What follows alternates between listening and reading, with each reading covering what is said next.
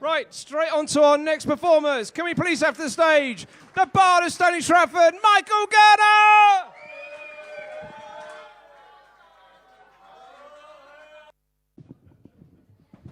Right, can you hear me, Mother? Yes. Marvellous. Yes, I'm contractually obliged to start with this anyway, and I want to. This is StonyLive. Ooh. Thank you. Here we go, thank you very much. Welcome, friends, both old and new. The time has come once more for stony folk to gather round and sample what's in store. Culture and arts of any kind. Explore and see what's fun. Stay put or just dip in and out. There's stuff for everyone. Nine days of entertainment across our own community, which each and every June time further fosters Stony unity. It brings the arts to everyone, wherever they're amassed. In pubs and churches, shops and squares, you're sure to have a blast. It's what we've missed in recent times. It brings us folk together. Long may it continue. It's a marvellous endeavour. In more than 20 venues, local entertainment thrives. So please come out and savour all the joys of StonyLive.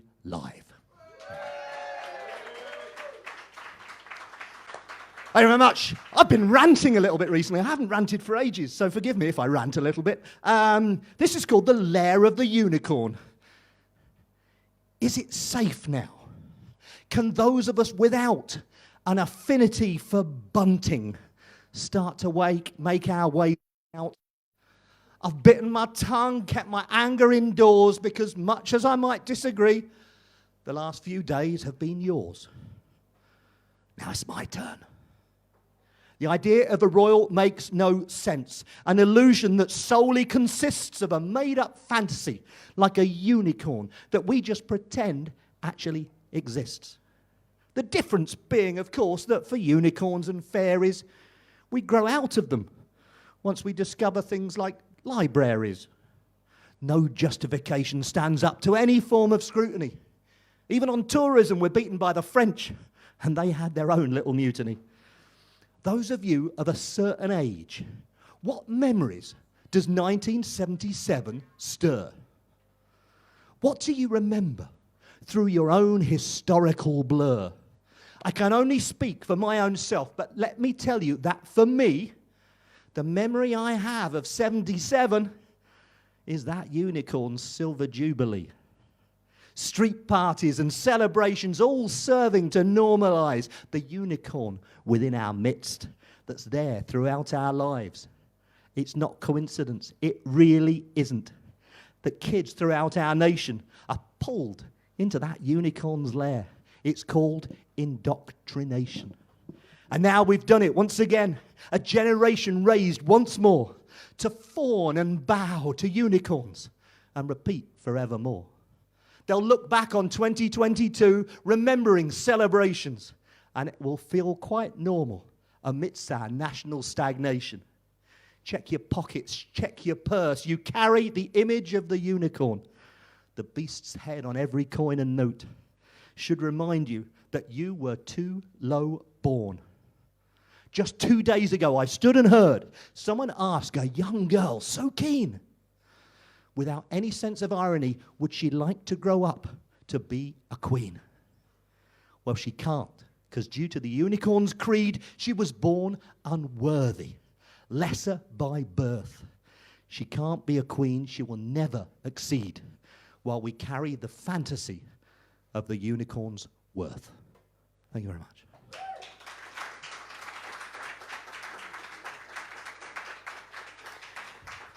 I will try and be occasionally cheery as we go through this. I should say, I did actually write a Jubilee poem, and I'm going to do that now. I will tell you, I wrote this for the 2 to 4-year-old kids at the nursery up the road. And if you've ever tried writing for 2 to 4-year-old kids, it's a challenging audience, it really is.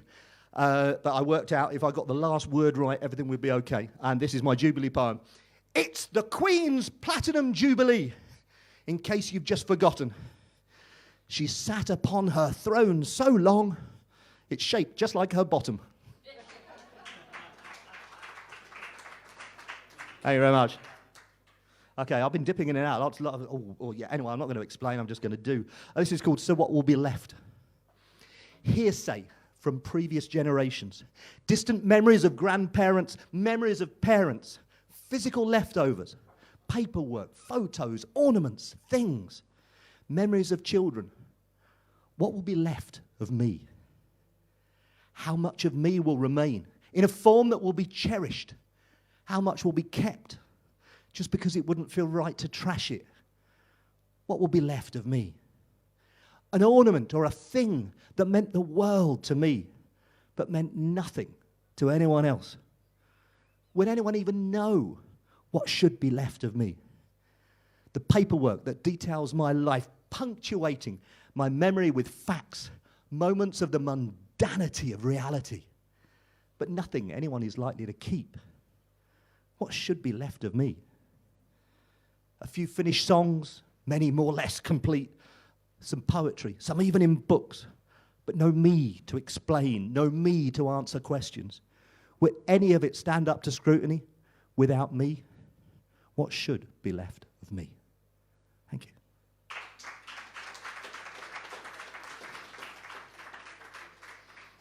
I've got a number of relatively quick ones that I'm going to put through, so don't feel you have to applaud after every one. You can just go, and shout or anything like that. This is called empathetic inability. Lakoff summed it up, I think, and I've not heard it better surmised. The difference between right and left is the right can't empathise. However unlikely that might seem, it's somewhat easier to bear than to have to come to terms with the fact that they have empathy but don't care.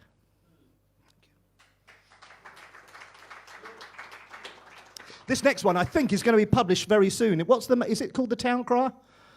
In the Town Crier. So you're getting a sneak preview here, so apologies if I'm ruining anyone's story. But this is called Ice Cream. Ice Cream. Not quite sure where the emphasis should be.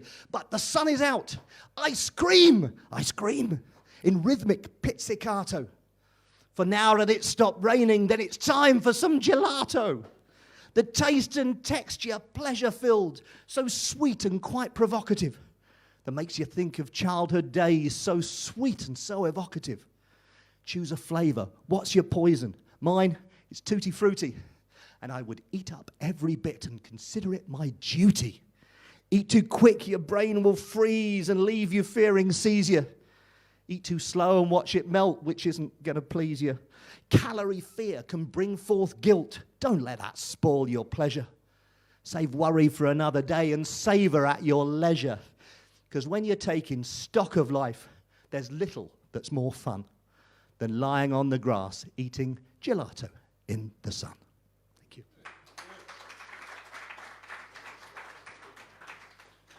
Surely we can agree to differ. Surely we can disagree. Surely we can discuss like adults. Surely speech must remain free. The difference being here, I fear, at the heart of this reality, this is not a difference of opinion. This is a difference of morality. Thank you.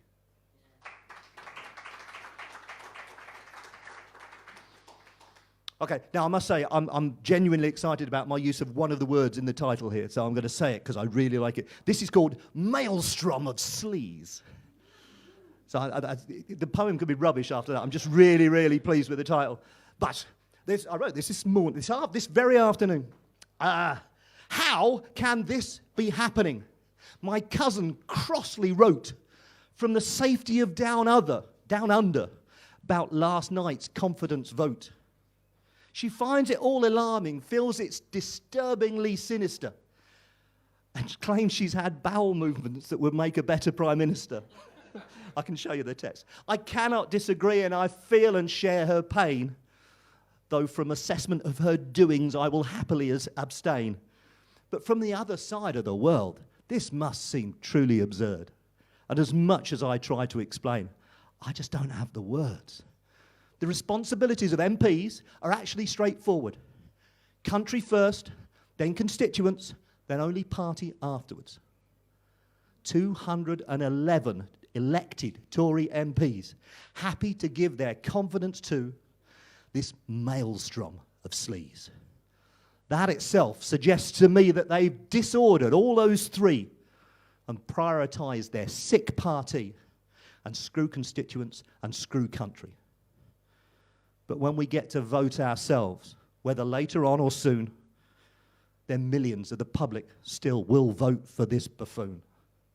I recall the words of Joseph de Maistre, who in 1811 said, "The people get the government they deserve."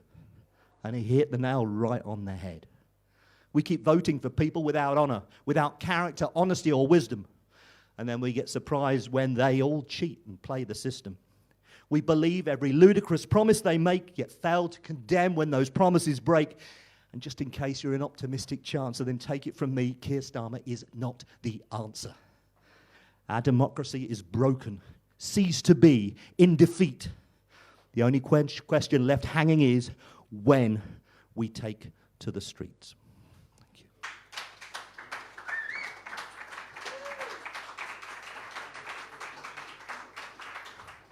I am genuinely a really happy-go-lucky guy, honest. Just not on Tuesday nights. I just wanted to share that with you. This is called And My Reaction to That Was. Very introspective piece, so forgive me. But people asked how I was, whether I was doing okay, whether I was coping a little better. And my reaction was to get a little upset. People didn't ask how I was doing, didn't ask whether I was doing okay, didn't ask whether I was coping a little better. And my reaction to that was to get a little upset. I was worried all the time that I might get a little upset. And my reaction to that worry was, of course, to get a little upset.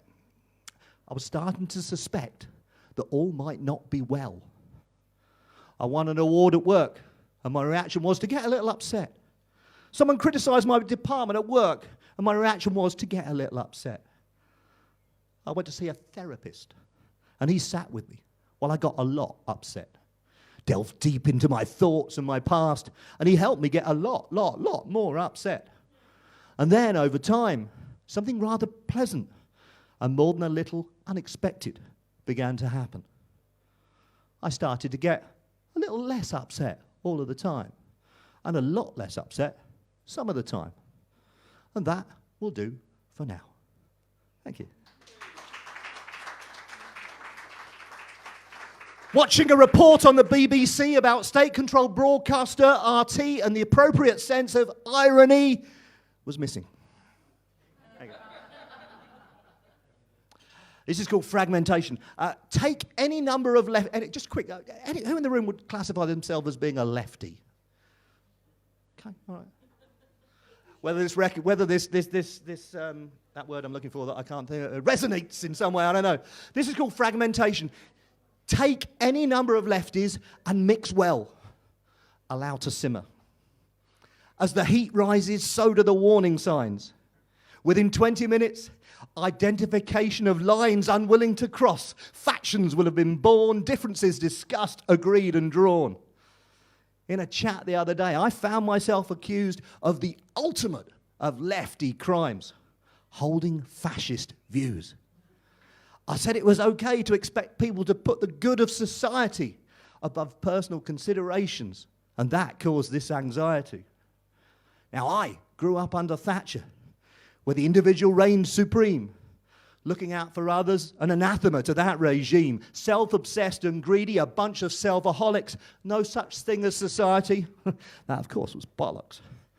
Thatcher's hero, Adam Smith, wrote in The Wealth of Nations that self-interest was driving all our financial relations. I'd always thought that socialism was the antithesis of that, a conscious decision to put others first. Not much wrong with that. But the ease with which the left can self-fragment is quite impressive, and it could be quite amusing were it not so damn regressive. I don't know what to make of it. It fills me with despair that we struggle finding common ground. But maybe it's here somewhere. Thank you.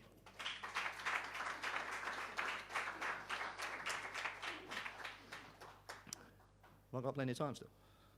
Yeah, cool. I've got a 5 or 6 minute one. That fits. I'll speak quickly. Okay, right. This is a piece I did at the opening of Stony Library. It was just one of those pieces about what gets you excited about life, and this was one of the things for me. This is called The Time Machine. Think, if you will, of a machine that lets you travel throughout time. What's the mental image that appears within your mind? Is it H.G. Wells and his light bulb festooned chair? Doctor Who's TARDIS? Or something else a little more out there? Could going back in time one day turn out to be possible? Or is it just the ludicrous domain of authors fanciful? Could we someday travel back and do what might please us? Go back and sort out Hitler. Go back further. Meet Jesus. Or in my own case, the Ziggy Farewell concert in 1973, the Newman gig in 81 that I'd really love to see, the Beatles at the Cavern knowing how they'd soon explode. I'll get a decent recording of the Mamas and Papas, my personal motherlode. Will we ever be able to travel forward in time, to pop in and check on those next in our ancestral line, find the cure for cancer along with many others, see how climate change works out, or perhaps more likely doesn't? Or in my own case, see how people look back on the Tories, how much they get wrong when they're telling my story, to see if the Dons ever win the FA Cup, to attend my own funeral, see who turns up. I think the official line is that time travel isn't viable, though Professor Brian Cox thinks going forward's verifiable because of relativity, but that then soon unravels, as it isn't really what we mean when we think about time travel. And even Professor Brian seems to accept that it's the case that traveling throughout time is out. So we have to stick to space. So while we wait to find out if our time machine might fly, and the fact that we're waiting seems to me it must imply that it won't. As if it ever does become conceivable, then surely they'd come back and tell us once it was achievable. Anyway, while we wait for evidence confirmative, how about this for a cool, cunning alternative? Pick up a book, and you can quickly be transported to a different place and a different time. Here you are, sorted. While you may travel around our world and visit places in it, restrictions of reality mean there'll always be a limit. But a great author will take you to places real and fabricated, whether very near or rather far, past, present, or future dated. Philip Pullman's different Oxfords clear as day to me. Robert Harris's ancient Rome I close my eyes to see. Carl Hyacint's Floridian swamps I feel the humid heat. And from Euripides' Greece I still hear the drumming beats. Christopher Brookmyre's Glasgow's seedy underbelly's clear. Thoughts of Pratchett's Discworld are a constant souvenir. H.G. Wells showed me Morlocks by night and the simple Eloi by day that are just as real to me as most of you sat here today. Douglas Adams has taken me in Hitchhikers Galore to view Magrathian handiwork of African fjord-lined shores. I've eaten at Big Bang burger bars and the end of the universe, and my memories of these eateries are most certainly no worse. And they're just as clear and vibrant, though they're totally invented, as memories of many restaurants that I have actually frequented. I know that technically they aren't real and I wasn't actually there, but in terms of how I feel, then really I'm not sure I care. I know that I have real memories that are factually incorrect, that time has tweaked and jostled with till accuracy's wrecked. If memories of reality can be significantly twisted, are they any more reliable than memories that never actually existed? My actual world encounters and how my memory depicts them are no more real than those encounters only had in fiction. So where's the true reality when memories come disguised? When what we remember is often wrong, at best a bit revised? A memory from reality that your mind has redesigned, or a better recalled memory from an author's creative mind? When the moment passes by, your remaining memory is your lot. So does it really matter if that memory is real or not? So when you think of a machine that lets you travel throughout time, let walls festooned with bookshelves line that ship within your mind. Thank you very much.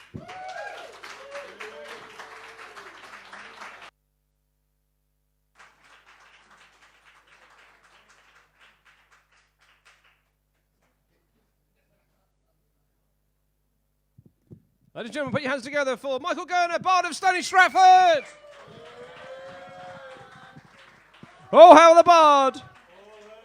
Oh, hail the Bard. Thank you, Bardy.